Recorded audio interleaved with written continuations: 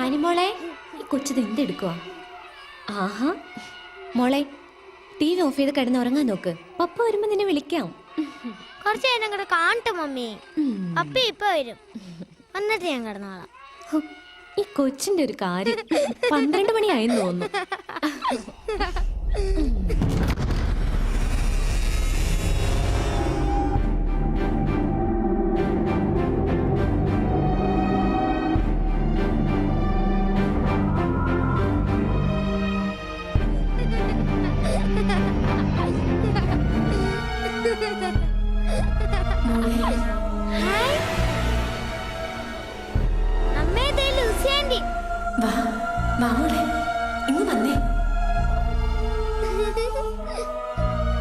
എത്ര ദിവസമായി ആന്റിയെ കണ്ടിട്ട്?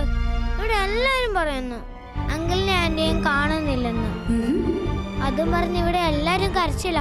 അങ്കിൾ എവിടെ ആന്റി? അങ്കിള് വെളിയിലുണ്ട്. മോള് വാ, നമുക്ക് അങ്കിളിന്റെ അടുത്തേക്ക് പോവാം.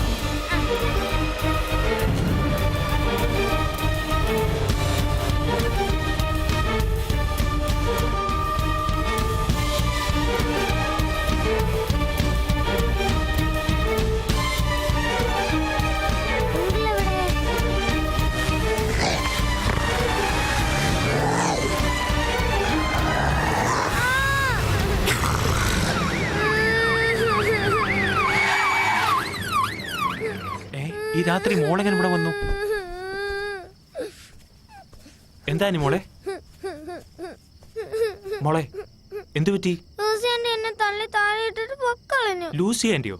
മോള് വലിയ സ്വപ്നം കണ്ടതാവും. അല്ല, ലൂസി ആന്റി എന്നെ കടിച്ചു. കടിച്ചോ? ഇതെങ്ങനെ പാടുവന്നു ഈ കഴുത്തില്? കരയണ്ട, മോള് വാ.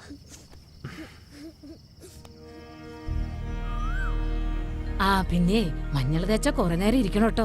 ഉടനെ കുളിച്ചേക്കരുത്. ഞാൻ ആങ്ങളെ ഒന്ന് കണ്ടിട്ട് വരാം.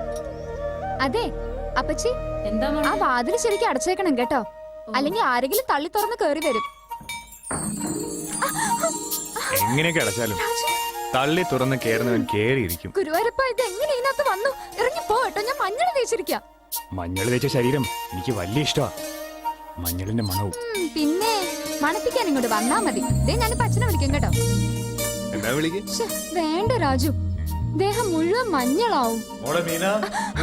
അച്ഛാ, ഞാൻ കുളിക്കാൻ മഞ്ഞൾ തേച്ചിരിക്കാ. എന്നെ ചൂടാക്കരുത് കേട്ടോ. എന്നെയും ചൂടാക്കരുത്. പോകുന്നുണ്ടോ? രാജുവിന്റെ അമ്മ ഇപ്പൊ കയറി വരും. ഞാനൊരു പ്രധാനപ്പെട്ട കാര്യം പറഞ്ഞിട്ട് പോയിക്കോളാം. അതെന്ത് കാര്യം? ഞാൻ പറഞ്ഞിട്ടില്ല ഒരു വില്യം ഡിസൂസയുടെ കാര്യം. ആ, അദ്ദേഹം നമുക്കിന്നൊരു പാർട്ടി തരുവാ. നമുക്കോ? അതിനെന്തിനാ എന്നെ കൂട്ടുന്നത്? ഞാനെന്ന് പറഞ്ഞ പിന്നെ നീയും ഇല്ലേ അതില്? വൈകിട്ട് 6 മണിക്ക് സീബ്രീസ് ഹോട്ടലിൽ ചെല്ലണം. രാത്രി 8 മണിക്ക് തിരിച്ചു പോരാം. അയ്യോ, രാത്രിയിലോ? പിന്നെ അച്ഛനെന്നെ വിടത്തില്ല. നിന്റെ ഏതെങ്കിലും കൂട്ടുകാരുടെ ബർത്ത്ഡേ പാർട്ടിക്ക് പോവാന്ന് പറഞ്ഞാ മതി മോളെ. നിന്നെയും കൂടി ചെല്ലാൻ ഞാൻ വാക്ക് കൊടുത്തു പോയി. എന്റെ മാനം കളയരുത്. അപ്പൊ പറഞ്ഞോളെ പറഞ്ഞോളെ, വൈകിട്ട് കാണാം.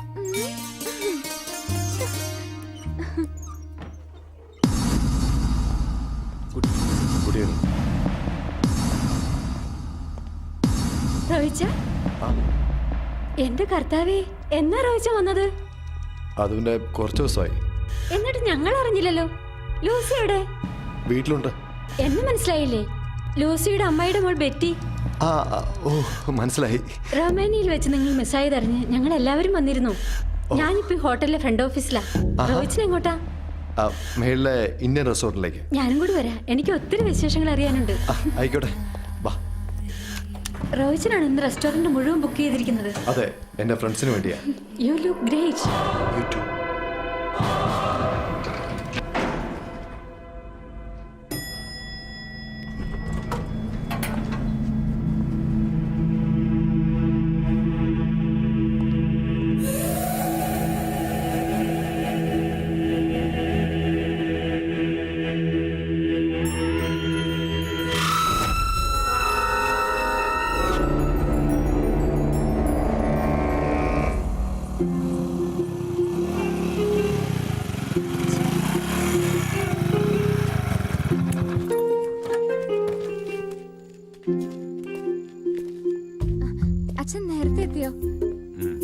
അമ്മാവൻ നേരത്തെ എത്തിയല്ലേ? അല്ല, ഞാൻ വരുമ്പോ മീന ബസ് കാത്ത് നിൽക്കുന്ന കണ്ടു. രാത്രി ആയതുകൊണ്ട് ഇങ്ങ് കൊണ്ടുവിടാന്ന് കരുതി. അത് പിന്നെ സരിതയുടെ അമ്മ കാർ കൊണ്ട് വിടാന്ന് പറഞ്ഞു.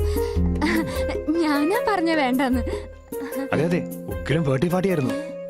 ഓ, ബർത്ത്ഡേ പാർട്ടിക്ക് നീ കൂടെ പോയിരുന്നു? അല്ല, അത് പിന്നെ മീന പറഞ്ഞു. ഞാനാ പറഞ്ഞത്. എന്നാ പിന്നെ ഞാനങ്ങോട്ട്. നിന്റെ ഈ പ്യൂൺ പണി കൊണ്ട് വല്ല ഗുണവും ഉണ്ടോടാ? പ്യൂൺ പണിയോ? ഷോ, ഈ അമ്മാവനോട് പറഞ്ഞു ഞാൻ തോറ്റു. ഞാനൊരു ബിസിനസ് എക്സിക്യൂട്ടീവ് അല്ലേ? എന്ത് എക്സിക്യൂട്ടീവ് ആണെങ്കിലും കിട്ടുന്ന ശമ്പളം പ്യൂണിന്റെ അല്ലേടാ.